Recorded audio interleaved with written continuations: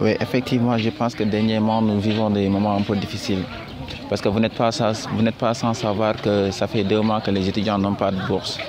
Et le minimum, le minimum c'est que la service au niveau des restaurants soit bien fait. Mais on a constaté des manquements. Ça fait longtemps qu'on est en train de demander au niveau des autorités des renforcements en chaises, en tasses et aussi un certain matériel qui fait défaut.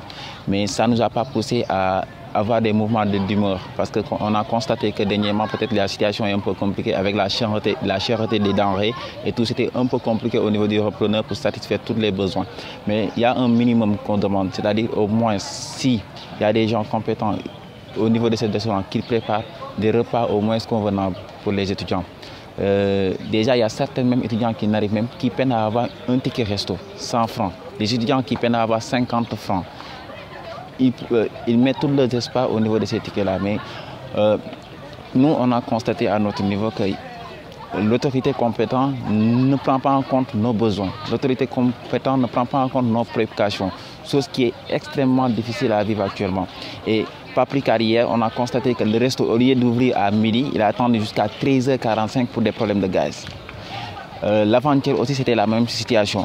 Avant-hier aussi, c'était pareil. On a jugé nécessaire, pourquoi en fait cette manque de respect envers nous?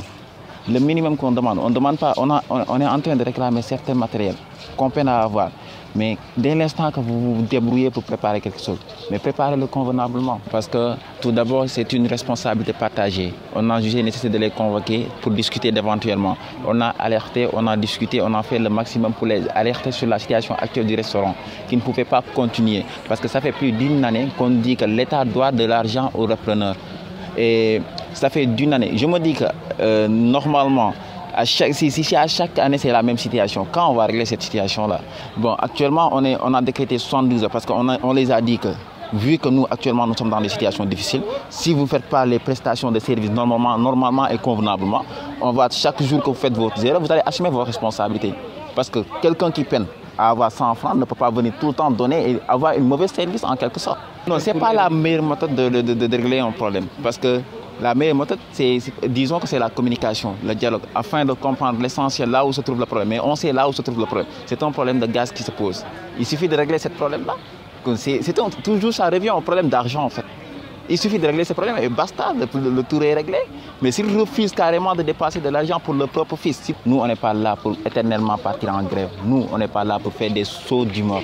Nous on est là pour dialoguer, pour discuter afin de trouver des solutions convenables pour le bien-être des étudiants. C'est ça qui nous préoccupe. Ce sont les préoccupations des étudiants qui nous intéressent. Vous n'êtes pas sans savoir que le label de l'étudiant Université de Thiès, c'est quelqu'un de pacifique, de quelqu'un de dynamique, quelqu'un qui étudie, qui ne s'occupe que de des choses importantes, qui n'a pas l'habitude de se faufiler dans des choses inutiles. Donc ce qu'on demande, c'est d'étudier dans des conditions minimales. Je ne dis pas dans des conditions, je ne dis pas dans les meilleures conditions possibles parce qu'on est à l'université, mais au moins dans des conditions minimales.